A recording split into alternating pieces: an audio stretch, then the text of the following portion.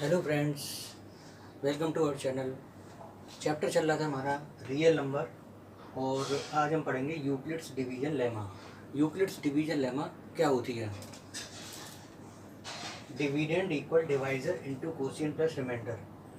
यानी आपको याद होगा, सबसे पहले हम एक नंबर का दूसरे नंबर में डिवाइड देते थे, तो जिस नंबर से हम डिवाइड देते थे the divisor, the number by which we divide, वो डिवाइजर कहलाता है। जिस नंबर में हम डिवाइड देते हैं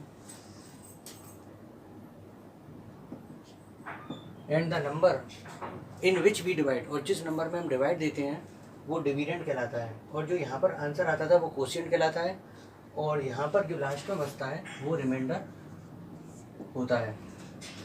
तो अब इस क्वेश्चन को करने के बाद आपसे एक और बात पूछी जाती थी कि इस डिवीज़न के रेस्पेक्ट में एक मल्टीप्लाइंग फैक्टर भी दीजिए, जिससे कि इसकी प्रूविंग हो जाए कि जो हमारा आंसर आ जाए वो करेक्ट है या नहीं है। तो हम क्या करते थे, इस डिविडेंड को वापस लाने के लिए डिवाइजर और कोशिएंट का मल्टीप्लाई करते थे और रिमाइंडर को प्लस करते थे।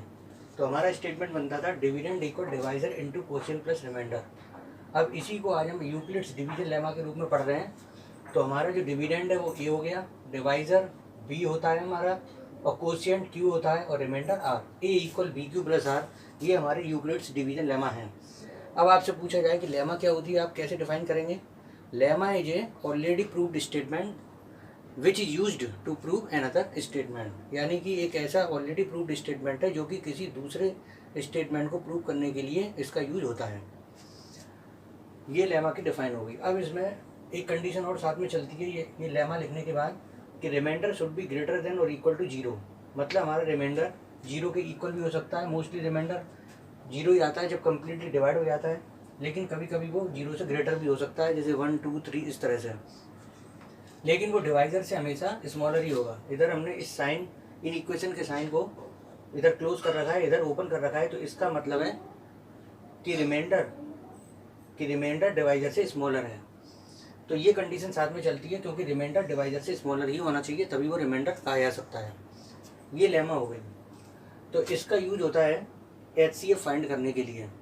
ये तो हमारा स्टेटमेंट है, लेकिन अब इसकी इसी स्टेटमेंट का यूज़ अगर हम HCF फाइंड करने के लिए करेंगे तो वो एल्गोरिदम बन जाएगी, क्योंकि वो एक वेल डिफाइंड सीरीज होगी स्टेप्स की, और जिसको हम किसी प्रॉब्लम को सॉल्व करने के लिए यूज़ करेंगे, यानी HCF फाइंड करने के लिए। तो यही division lemma, Euclid's division lemma, Euclid's division algorithm बन जाएगी। दोनों में कोई बहुत बड़ा फर्क नहीं है, दोनों एक ही हैं, केवल इसका हम स्टेटमेंट का बार बार यूज़ करेंगे एल्गोरिदम में। तो how will you define algorithm? Algorithm is a series of well defined steps which gives a procedure to for solving the problem। यानी कि ये प्रोसीजर होता है और ये स्टेप्स की वेल डिफाइंड सीरीज होती है। तो हम लेते हैं एक्सरसाइज 1.1 NCERT की क्लास 10th में। एक्सरसाइज 1.1 और क्वेश्चन नंबर 1। क्वेश्चन नंबर 1 है, तो उसमें HCF फाइंड करना है। Find the HCF of 135 and 225, इनका हमें HCF फाइंड करना है। ये क्वेश्चन है एक्सरसाइज 1.1 में। तो हम इसी यूक्लिड डिवीजन लेमा का यूज़ करेंगे। तो इसको करने के लिए सबसे पहले हम डिवाइड दे लेंगे साइड में इधर, और इसी डिवीज़न को, जो डिवीज़न मेथड से HCF फाइंड होके आएगा, तो उसी को हम लेमा के फॉर्म में यहाँ पर लिख देंगे। तो उसके लिए हम ये देखेंगे कि 135 इज स्मॉलर देन 225, तो हम 135 का डिवाइड 225 में देना स्टार्ट कर देंगे और इनका HCF फाइंड हो जाएगा। यहाँ पर जो रिमाइंडर बचेगा वो डिवाइज़र बन जाएगा, और जो पहले डिवाइज़र था वो डिविडेंड बन जाएगा।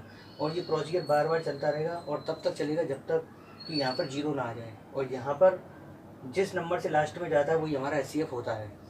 मान लीजिए 3 नंबर होते और उनका HCF फाइंड करना होता, तो कैसे करते हैं, इन दोनों का जो HCF आया है फिर उसका डिवाइड लार्जेस्ट वाले में देंगे और उसमें इसी प्रोसीजर को चलाएंगे ऐसे करके, और जिसमें लास्ट में जिस नंबर से आएगा तो लास्ट में फाइनली वो HCF होगा। तो इसमें 135 का डिवाइड यहाँ पर 225 में देंगे। अब मान लीजिए 135 की टेबल नहीं आती है, तो क्या करेंगे, 13 का डिवाइड इधर 222 में देंगे। 13 बन जाए 13, 13 2 जा 20 से ज़्यादा हो गए, तो 13 बन जाए 13 दे देंगे। यहाँ पर मैक्सिमम 1 टाइम जा सकता है। अब टेबल इसी की बनानी है 135 की, तो 135 बन जाए 135 लिख देंगे। रिमाइंडर कितना है यहाँ पर 90 फिर से डिवाइजर हो जाएगा, और जो पहले डिवाइजर था वो डिविडेंड बन जाएगा। यहाँ पर 90 बन जाए 90, 9 का डिवाइड 13 में देके पता कर लिए, 9 टू या 18 मोर हो रहे हैं। अगर टेबल नहीं आती है 90 की मान लीजिए या किसी और नंबर की जो लार्जर नंबर है, तो हम 9 की टेबल देके पता कर लेंगे, और 9 की टेबल हम 13 में देके पता करेंगे। 9 वन या 9, 9 टू या 18 मोर हो रहा है तो 1 टाइम जाएगा, 1 यहाँ पे लिख के, और 91 या 90 यहाँ पर लिख देंगे। कितना बचा 5, 4, 45 हो गया। 90 यहाँ पर आ जाएगा, जो डिवाइजर था वो डिविडेंड बन गया, और जो रिमाइंडर था वो डिवाइजर बन गया। 45 2 या 90। तो इस तरह से HCF हमारा 45 आ गया। अब इसी को हम लेमा के फॉर्म में कैसे लिखेंगे? सबसे पहले हमारा डिविडेंड था 225 इक्वल डिवाइजर था हमारा 135 इंटू कोशिएंट है 1 और प्लस रिमाइंडर है 90। फिर वो स्टेप चलेगा 135, एक एक स्टेप यहाँ पे शिफ्ट हो जाते हैं। ये 135 यहाँ पर आ जाएगा, 90 यहाँ पर, या फिर यहाँ पर भी देख सकते हैं डिविडेंड इक्वल डिवाइजर 90 है इंटू कोशिएंट 1 है और प्लस रिमाइंडर 45 है। और लास्ट स्टेप है 90 equal dividend equal divisor 45 into quotient 2 plus remainder 0। इस तरह फाइनली हमारा लास्ट में 45 से गया तो ऐसे 45 हो गया। ये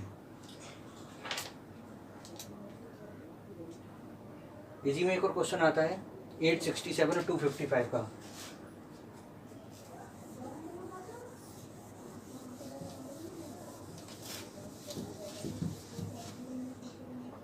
एट 67 और 255 इनका HCF फाइंड करना है। इसी में अगला नेक्स्ट पार्ट है, इसी में एक्सरसाइज 1.1 क्वेश्चन नंबर 1 में। तो ये ग्रेटर है ये नंबर 867, तो यहाँ साइड में हम फेयर पे करके दिखाएंगे एग्जाम में। ये फेयर ही होता है और फेयर में इधर साइड में करके दिखा देंगे क्योंकि ये सॉल्यूशन का पार्ट है। इसमें 255 का डिवाइड हम डिवीजन मेथड से दे रहे हैं और इसका HCF फाइंड कर रहे हैं, और इसी को लेमा के फॉर्म में यहाँ पर लिख देंगे 867। अब मान लीजिए टेबल नहीं आती 225 की, तो इसको 25 की टेबल 86 में देंगे। 25 3 या 75, 25 4 या 100 मोर हो गया, 25 3 या, तो 255 का मल्टीप्लाई 3 में करके यहाँ लिख देंगे 765 माइनस करेंगे 102, ये डिवाइजर बन गया, और ये जो डिवाइजर था वो डिविडेंड। अब 10 का डिवाइड 25 में देंगे, 10 2 या 20, मैक्सिमम 2 टाइम जा रहा है तो 2 इधर लिखकर और मल्टीप्लाई कर देंगे 102 का 2 से 204, कितना आया 51। फिर 102 इधर आ जाएगा और ये 2 टाइम जा रहा है सीधे 102, तो लास्ट में 51 से जा रहा है ये, तो ये HCF हो गया। अब लेमा के फॉर्म में इसको लिख देंगे dividend equal divisor into quotient plus remainder. फिर next time dividend 255 equal divisor 102 into quotient 2 plus remainder 51, और फिर इधर 102 इक्वल 51 इंटू 2 प्लस 0, या 0 लिख सकते हैं। इस तरह HCF फाइंड होता है यूक्लिड्स डिवीजन लेमा से। तो उम्मीद है आपको ये समझ में आया होगा HCF फाइंड करना एक्सरसाइज 1.1। अगर वीडियो पसंद आए तो उसको लाइक और शेयर जरूर कीजिए, और अभी तक आपने अगर चैनल को सब्सक्राइब नहीं करा तो उसे सब्सक्राइब करें। Thank you.